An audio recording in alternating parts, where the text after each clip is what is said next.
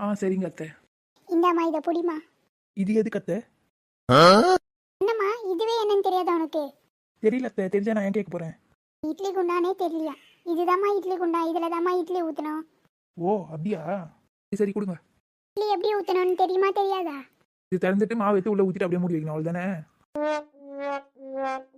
மாவை எடுத்து உன் வாயில ஊத்தியே மூடி வை. என்னத்த சொன்னீங்க? இட்லி குண்டால தண்ணி ஊத்தி இட்லி ஊத்தணும், அது தெரியுமா தெரியாதா? ஓ தண்ணி ஊத்தி இட்லி ஊத்தணுமா? ஃபர்ஸ்ட் இட்லி ஊத்தணுமா தண்ணி ஊத்தணுமா? தண்ணி கொச்ச மாதிரி இருந்தா இட்லி ஊத்தணும். அடுப்பே பற்ற வைக்காது எப்படி அத்தை தண்ணி கொதிக்கும்?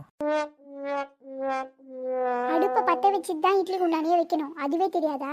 எனக்கு தான் அடுப்பே பற்ற வைக்க தெரியாது. என்னது அடுப்பை பத்த வைக்க தெரியாதா? நீ இட்லியே ஊத்த வேணாம், இட்லி குண்டான கொடு முதல்ல. நானே இட்லியை ஊத்திக்கிறேன், நீ போயிடு. எதனா ஹெல்ப் வேணும்னா சொல்லுங்க. நீ இங்கேருந்து போறதே எனக்கு பெரிய ஹெல்ப் தான், தயவு செஞ்சு போயிடு இங்கேருந்து.